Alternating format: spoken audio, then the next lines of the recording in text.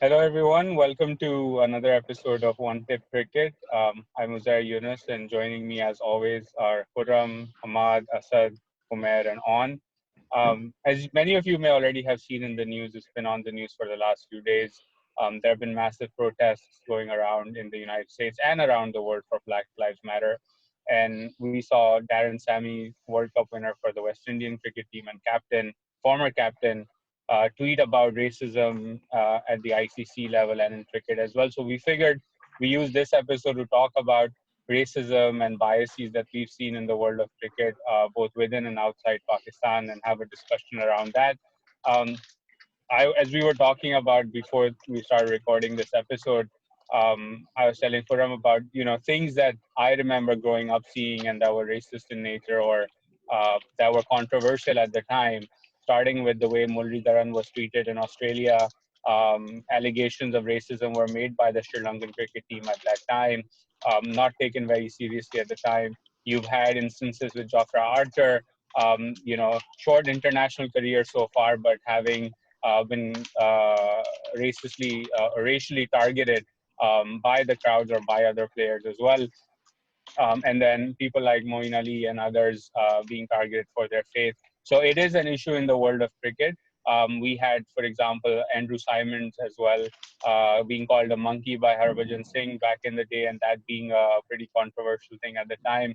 But suffice to say, I think all of us as a group, and many of you watching, or I hope all of you watching, will agree that there is no room for racism in the sport, but it is a reality, right? We only recently had Sarfraz Ahmed called Pelupayo a kala, and that's something in Pakistan we use pretty casually and as a joke, but it is racist in nature. The fans online and otherwise indulge in that behavior as well. So let's have a discussion around that. I think growing up, there were things that we thought were funny that now when I look back upon, I was like, I wish someone had explained to us that these were not okay. So Khurram, let's start with you. What were some of the things that, when you as a follower and fan of cricket see that, should not be acceptable anymore in the sport? Yeah, I mean, um, first of all, players need to be taught, what racial abuse or racial biases can do to the sport, right? And why it's bad. Us growing up in the subcontinent where we have racial undertones kind of built into our, daily existence, we kind of need to understand how they affect folks where race is a big deal, especially areas like South Africa, Australia, where they're marginalized communities that take these things very seriously, and racism exists still. So,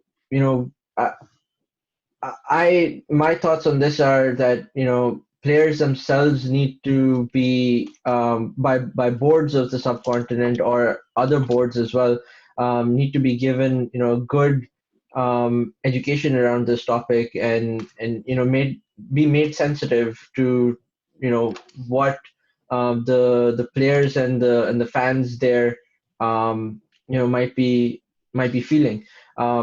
Also, casual racism isn't cool. We tend to do that a lot. Even amongst our group of friends, we've had that growing up.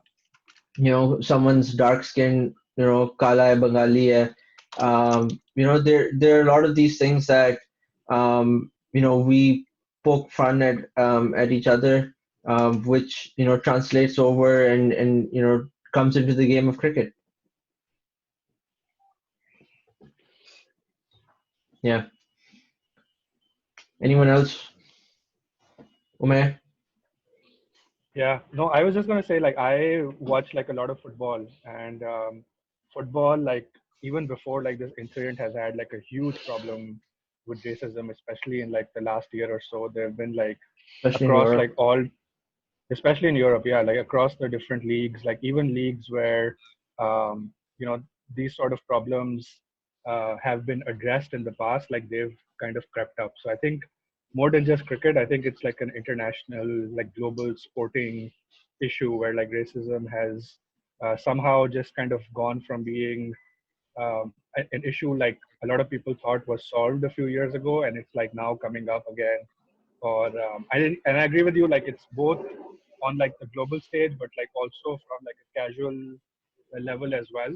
And somehow like most sports, I think cricket included, are like a lot more reactive towards it rather than being proactive. So like if कोई अगर incident होता है तो एक बहुत हंगामा होता है, like people talk about it. लेकिन अगर कोई इंसिडेंट ऐसा नहीं होता, then they're like silent and they kind of forget about it, which basically means that there's like there's not enough done about it, but also like it's hard to also figure out like what exactly the solution is. Like, do you ban players? Do you like you can do a lot of education as well, but that education in like countries like England and Australia, both matlab that education already exists. Like, फिर भी हो रहा है. So I'm not sure how to find like a solution for it. But yeah, I mean that's what like my initial kind of thought was. Yeah, it's interesting you mentioned football. There's, racial bias, like you said, it's across sport. You mentioned two team sports. Like I follow a lot of tennis, which is an individual sport, and even in that, the racial bias is a huge thing. I can't forget. I think it was 4 or 5 years ago.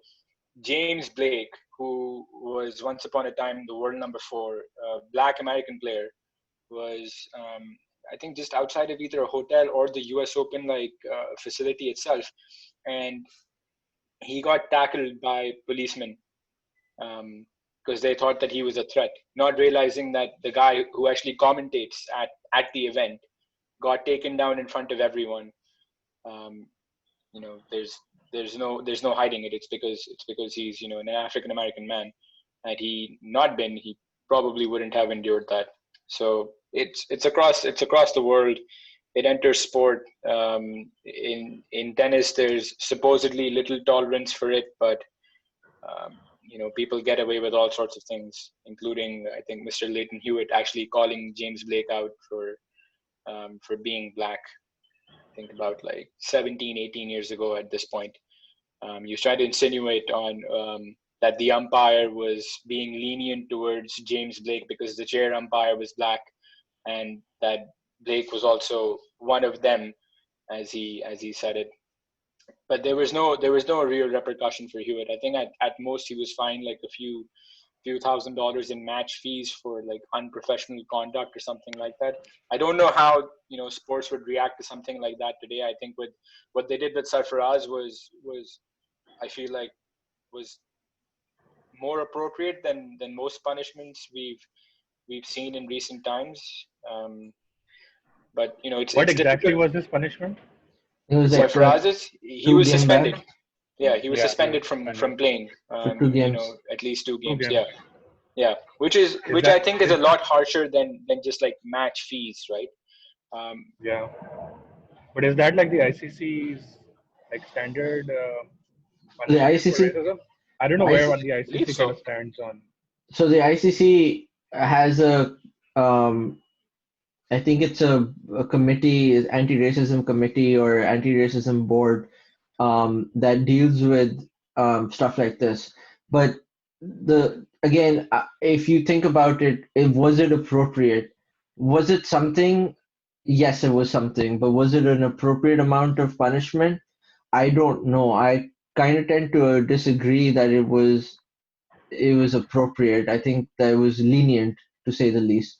I mean, the one thing I would also add, like, this isn't just about punishment, right? So Umair mentioned football. In the European context, teams have been penalized and had to play in front of empty stadiums because of how their crowds behave, right? So there is punishment, but I think particularly in like the subcontinental, I'll just speak for the Pakistani context, it's more about education and raising awareness than it is about punishment, because there are so many things that we even casually do on a daily basis that are racist in nature. Like, for example, growing up, we would play cricket, and if someone were to play stupid shots, I remember doing this as well.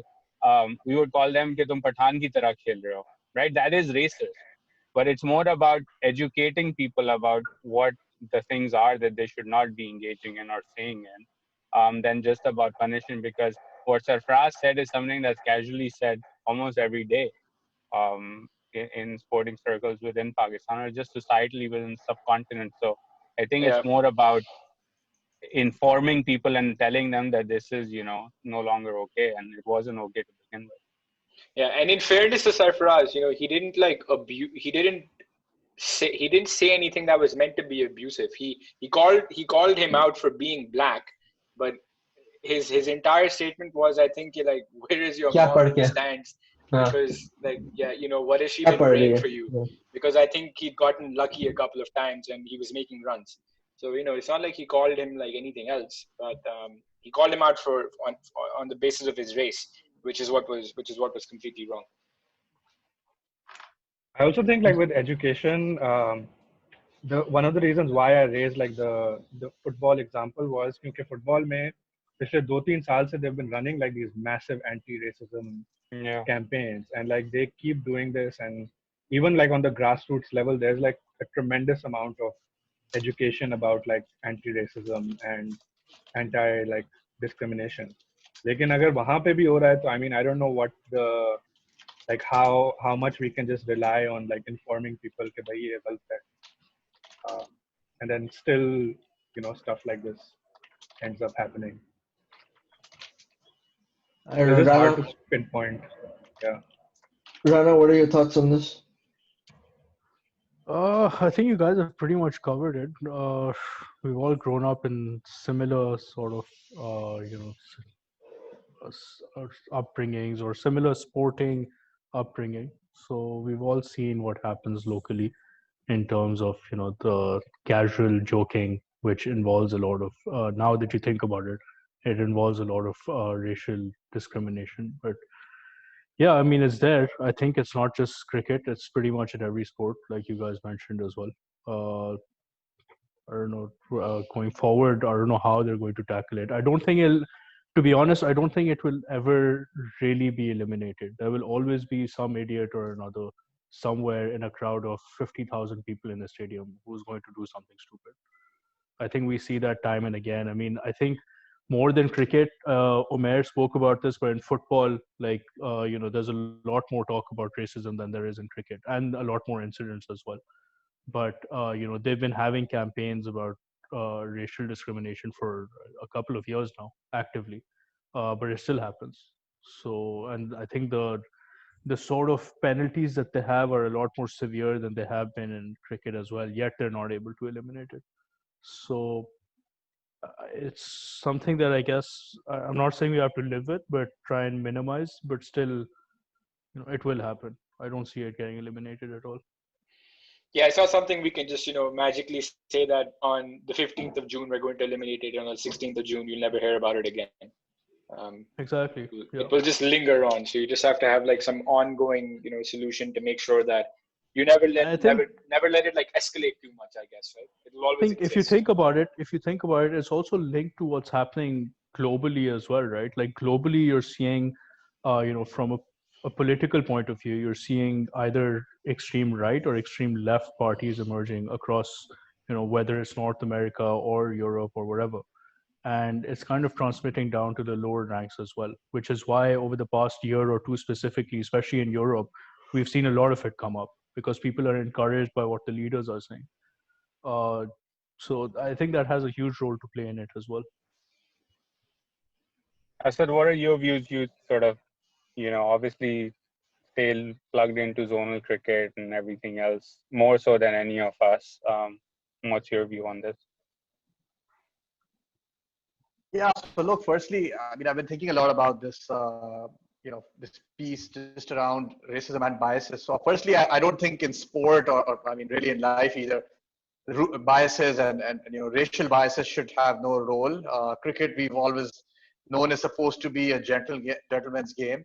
For me, the thing that I've been thinking about a lot is like, one is to, yeah, you can put strict rules and, penalties and all that kind of stuff around banning people and finding people for saying certain things. But I think, how do you like remove the thought? Like, how do you remove that? Like, because I feel like there's no point if you are not saying it because you're allowed to say it, but you feel it. How do you remove like that feeling, like where at least cricketers like professionally and I'll come to zone in a little bit as well, but professionally at least, like they're ambassadors of the country, of the sport. Millions of people all over the world are watching. So how do you really build that environment of like, the gentleman's game, the respect, like the genuine actually care for each other.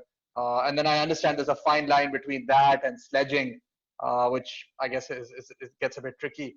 But yeah, I think that somehow needs to be promoted a little bit somehow. I don't know. I don't have the answer to that. Something I'd love to try and figure out.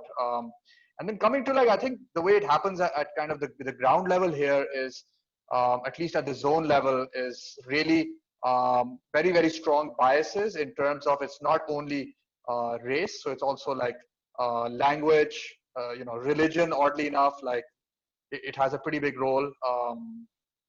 Also other biases like the way you dress or act or the food you eat, like I don't know why, but those biases also come in. And if your team or your captain or let's say the coach or the management has a particular like way of doing things, whether it's like I know zone teams who like the guys who pray together and they do the whole Jummah namaz and all that together, like the kids who do that get more chances and go on get more opportunities versus the guys who don't do that. And then there are other sides, there are boys who like hang out at night and do typical like dode marne and all that, and then those guys get closer, and then that biases also come in and they get more opportunities. So yeah, I think biases somehow have to be like, I don't know if it's eliminated is the right word, but the need to kind of build the respect and value sports for what it is. Somehow I think that needs to be promoted really.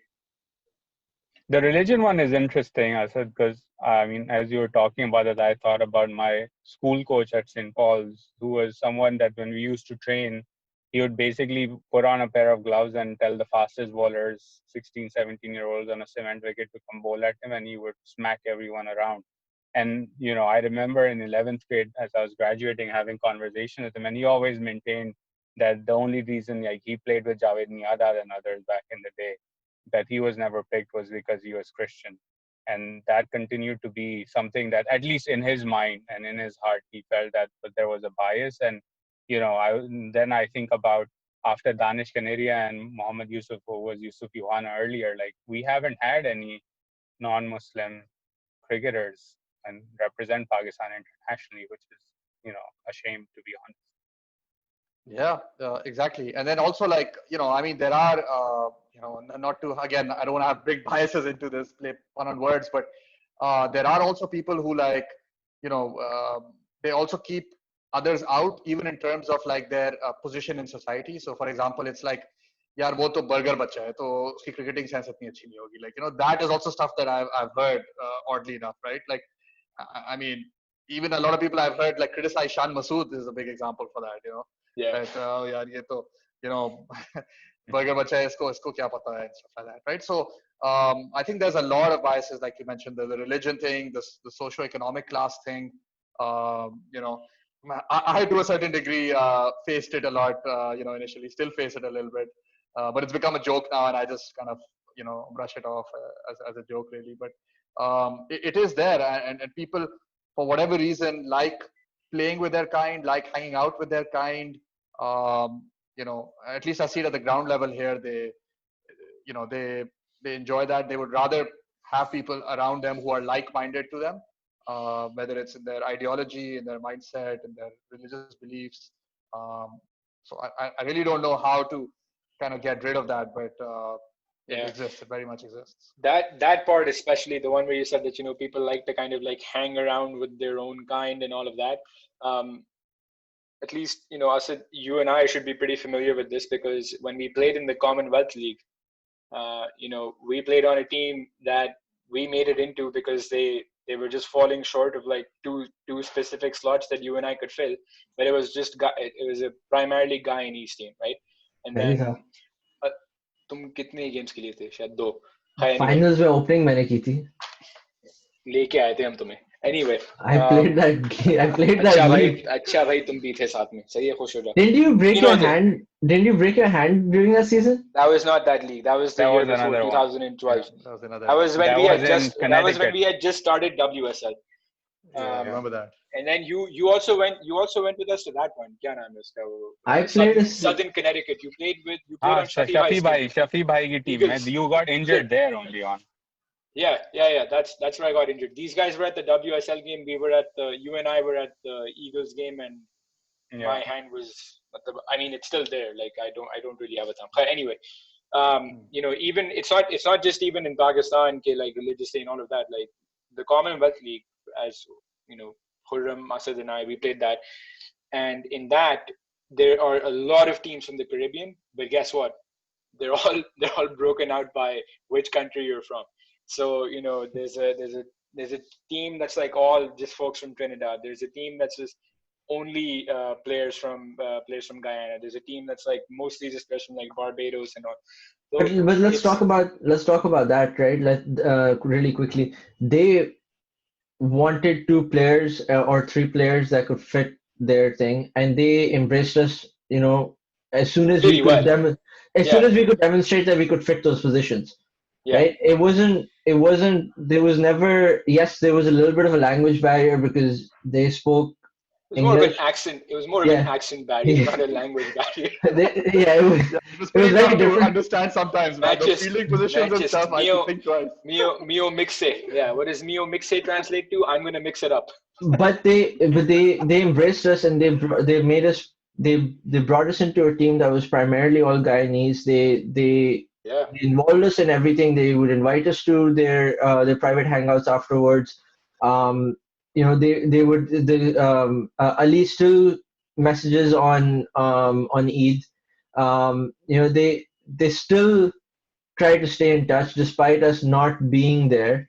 It's been what 5-6 years now. 7 years, man. Yeah, it's been a really long time. But 7 years since that season. The point is that that team was established to be a Guyanese team, but they weren't just looking for Guyanese people to fill it out, and they were very welcome and open to us being part of that team. And that's something that I kind of wish that we would do more of, even in here. Let's when we form our teams here. Anyway, I'm just gonna say though, I think a lot of that goes back to leadership. So when Asad was saying that, like, how do you put these biases down all across, how do you put them aside? That goes to leadership, because if you remember, Shamir, who was the captain, and then Billy, who was the other like much more senior person, and then there was Manchis. Manchis was a little bit off the rails. But Billy was the Christian Guyanese, Shamir was a Muslim Guyanese. So I think, just even the fact that they got along so well was a huge help in them being as like open to getting people in from other teams. Because like I've tried to play with other teams in the Bronx, just for like T20s and stuff, and it's really not that easy to get into a team. If you aren't from like the same nation as they are. So you're right, but I'm just saying that I think individuals at the top, like the guys who lead these teams, they can make that change to make sure that these biases don't come into play as much as they do otherwise. I mean, speaking of Asad's point about how do you do it, internationally speaking, South Africa is one team that's attempted to fix it, given its apartheid history and everything else. And so now they have a quota system, and I know people here have thoughts about it, but Puram, I know you had some views around what they've done recently and how they tried to broaden the diversity of their team and their squad as a cricketing team. So share your thoughts on that. Yeah, so I think the model that South Africa has kind of adopted to combat racism within their own cricketing world is pretty impressive. They just recently increased the quota on how many non-white players could be part of the team, or have to be part of the team. And look, let's look at what they're trying to do, and we can talk about the effectiveness in a bit. But essentially, what they're trying to do is they're trying to encourage more funding and more training to be targeted towards their their black communities, um, to encourage more black participation and to encourage more black excellence in terms of cricket, which in my opinion is a great way of kind of starting off this. It kind of helps their marginalized communities to get the funding that they need, and the resources that they need to elevate their players to international level. Um, and it might be causing them to go through some pain at this point. They aren't competing at the level that they were competing in the early 2000s and in the late 2000s. But what they are doing is that they are setting a standard that our population consists of this percentage of non-white players, of non-white individuals, and that should be an equal representation in our cricketing team and in our other sporting teams. And I think that is a very good way of trying to deal with the racist um, underline that has existed in that country for so long. Um, I know folks have other thoughts on that. I know the subcontinent as a whole kind of disagrees with the quota system, um, but I personally think that the way that they're trying to implement it is pretty good.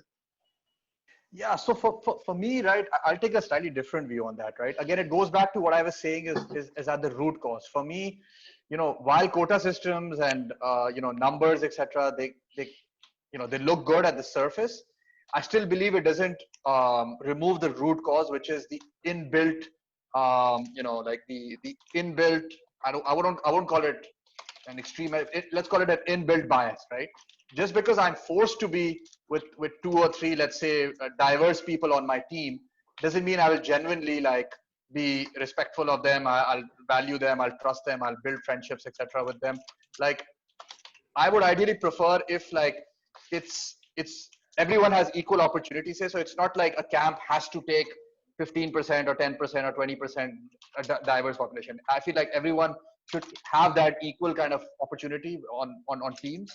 So that it's inbuilt, and then so that right from the start, you would respect your teammates or your colleagues or whoever they are, and really think they're like your equals. You build everything, you treat them just the way you treat anywhere else. I just feel like But with quota systems, you could be potentially forcing something down somebody. Asad, I'll kind of Yeah, disagree with that's you on that. That equal opportunity, just really quickly, is not possible in a system that is structurally biased towards one group of people or the other. That for that to happen, first you have to give the unequally treated parts of society a leg up first to bring them up, and quotas help that. That doesn't mean if you're just doing quotas without investing in those communities, then yes, it wouldn't lead to systematic change. But you have to put funding there as well. But at the same time, create role models that the young 12-year-old can look up to and say, okay, wait a minute, I can also be the next Makaya Nitini or whatever, right? And I think equal opportunity does not just work on its own because of structural issues and systematic issues in countries like South Africa. but see, Hamad, think sorry, about you it were this saying way. something. Yeah, so I was just adding on to Us's point. So, I think I agree with him in the sense that let's take South Africa's last World Cup run, for example, right? So, or was it the one before that, where in the semi-final they went with Philando over Aber just because he was they had to go with the quota, and the guy wasn't even 100% fit, and he himself was saying, "Yeah, don't select me," but because of political pressure, they still went with him, which even today a lot of the players say factored into one of the reasons why they lost. So I don't think at elite sporting level, I don't think that should be happening. I think once you have a team of 16 people, it should be the best 11 players that are put onto the field, regardless of the color of their skin. It shouldn't be KI is of a different color, so he has to make the playing 11. So Should the it Um, th- even be that? Like, I think Sure. it could even go like one level lower, right? Like, why not just keep that at the yeah, sure. I mean, grassroots like at level, at the any level, provincial level? Yeah. at any level. No, Agreed. Yeah. I'm going further with your point in saying that I don't even know if it needs to exist with a 16-person squad. And the reason is that, like, as long as you keep bringing enough people in, right? Like, In South Africa, obviously, like, it's not a minority issue; it's a population distribution issue.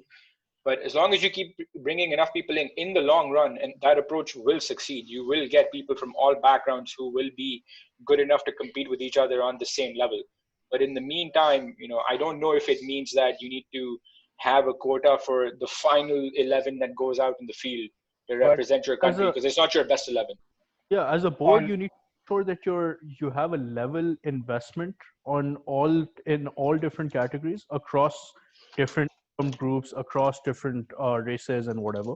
But at the end of the day, you're trying to win a sport, and like it or not, it's very competitive. I don't think at that level or at any level you need to be doing a quota system at all. I don't But agree let's with that. look at then the Pakistani example, right? On like, if you holding your point that you Yeah. have at the provincial level, let's say Pakistan continuously announces a squad of 30, right? That's how they typically go before a shorter squad is announced for a World Cup or a series. If you have players like, let's say, Fawad Alam, not to bring him up again, but if you have consistently players that are from Karachi or of Pashtun backgrounds that make it to the 30, but then consistently don't make it to the 16, how do you then explain the fact that if you keep doing this long enough, in the long term you will have the right diversity in 16? Because clearly, let's look at Pakistan example, there is a bias against non-Punjabi players. Well, I think then you need to bring diversity to the top management as well, right? The issue in Pakistan is that how often is the top management from a diverse background? It's usually like, without naming the region, I'm pretty sure everyone can guess it. It's almost always from that same region, right? So in that case, it becomes more of a top-down issue. I'm just suggesting, and I'm not, it's not like I'm picking sides on this and saying that South Africa shouldn't be doing this. I'm just saying that, if you keep generating that same level of interest, then, you should get there. So let's actually go back to Pakistan. When was the last time we had a cricketer from the Magran region? I Yeah. don't think we've ever had Yeah. a cricketer from So, Ramadan. so there you go, and there's a reason behind that, right? Because if you go there and you look at them culturally, they are a little bit different. They don't really care about cricket that much. They're more vested into football. They're more vested in boxing. I think they get more excited, honestly, about Brazil playing the Football World Cup than they do about Pakistan playing the Cricket World Cup. So there's a little bit of a difference. But there's a reason. There's a Yeah. reason behind that, right? There's a Because we've reason never why included them, right? in Yes. in pretty much forget our Yeah, sports, the right? Like investments haven't been made. forget the Yeah, sport as a whole, right? Like we haven't included them, or we haven't considered them part of us, and we haven't really, incorporated them into our mainstream culture, which is why they don't identify themselves as necessarily, traditional Pakistanis. But again, we're getting too different. We're diving into this a little bit too much. But My just to point on South Africa, sorry, really quickly, just to Right. rebut Asad and Hamad and on. Um, the best players should be playing for your country. However, if you are not investing and you are not creating those opportunities for those players, your marginalized communities, you are always going to consistently get white players because that's where the money is. And cricket is a skill-based sport more than anything else. You need the coaching, you need the infrastructure, you need the underlying investment to get you to that level so that you can play internationally and compete at the international level. Just as an Yeah, no, example of agreed. But Temba there's another Bahuma there's another side to this too, right? Is that it also hurts South Africa because in the it's not short like term. all. Yeah, but look, they're losing a lot of talent in the form of these like Kolpak deals and all to countries like England, where Kevin Peterson should have played for South Africa, but he didn't In the short because term. In the short term, it hurts them, right? And that's kind of why I really like the approach that they're taking is because they're taking a hit on their performance right now to make sure that their future is diverse and their future is capable of representing their population. Yeah. I mean, So just to by the way, conclude on this topic, like very I quickly, have yeah, I have go one ahead, thought Asad. on this. Oh, Omer, sorry, go ahead.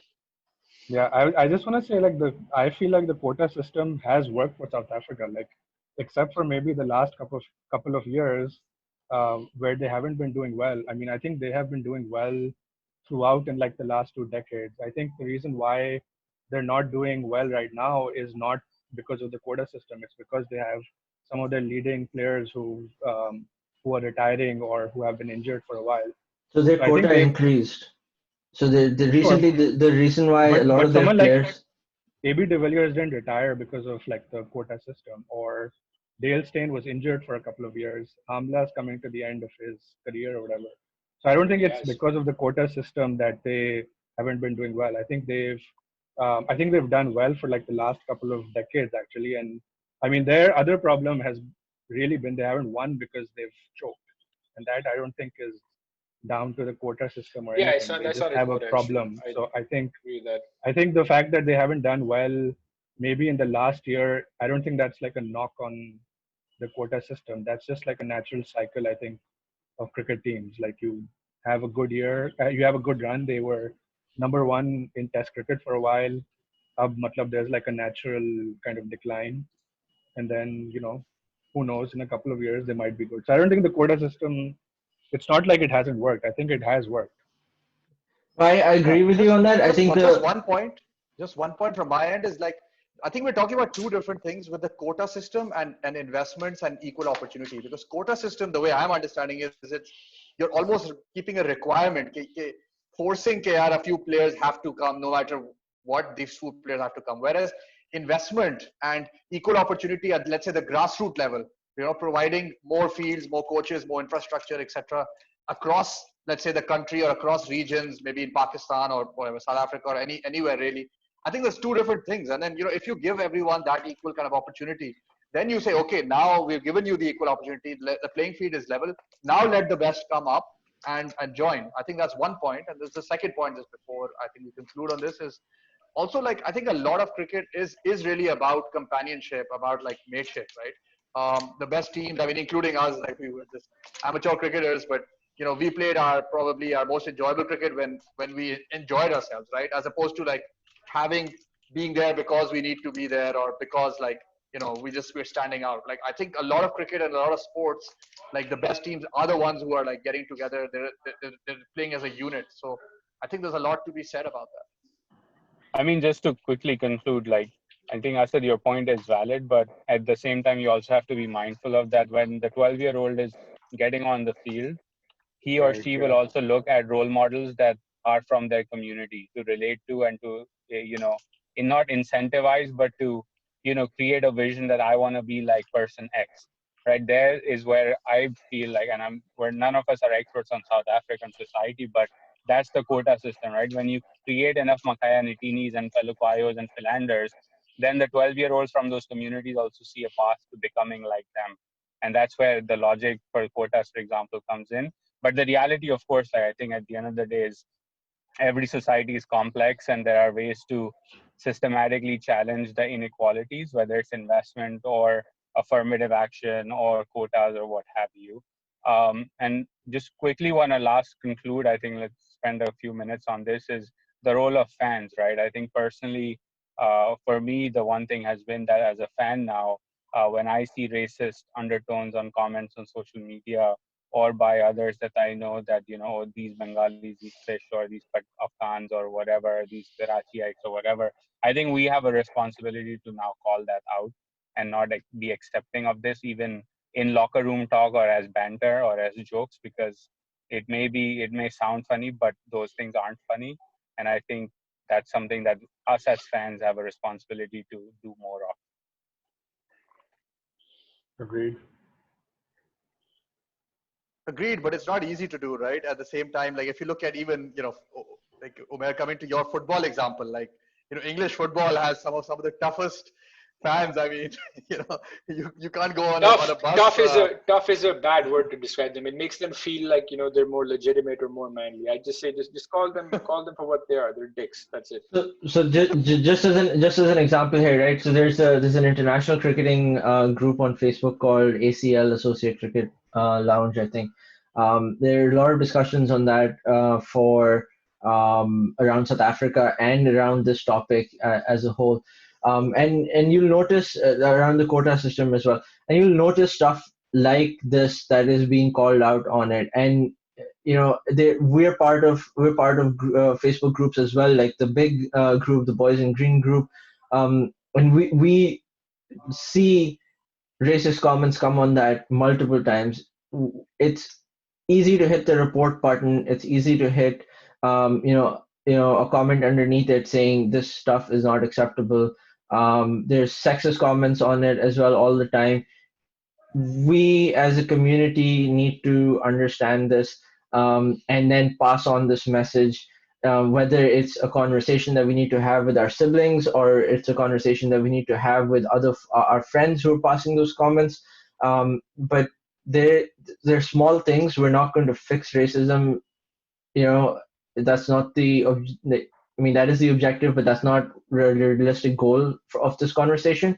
But you know drops do tend to fill a bucket eventually, and that's what we're asking folks to do here.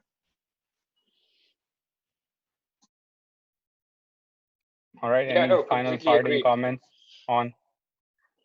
Yeah, look, I mean, I would probably speak for all of us when I say this, is that, you know, we all believe that sport should not be something that's used to create further divide, right?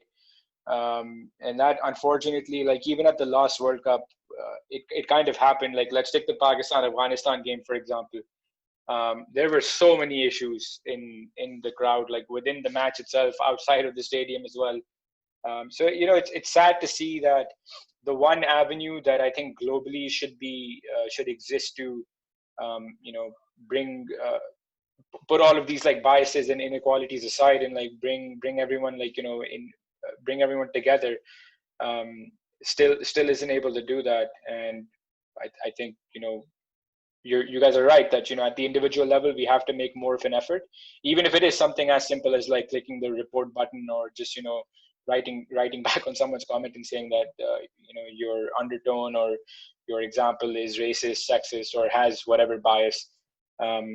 So hopefully if we do that like enough times, and we go through enough cycles, we'll get to a point where these things won't be as prevalent as they are. But I still think, unfortunately, we're a little bit far away from that. Yeah. Well, thanks everyone for joining again for another week of discussion. We'll be back next week, and as we all said, like, call out racism when you see it around you, and do what you can do for changing the situation on the ground. Have a great rest of the week, and see you all next week.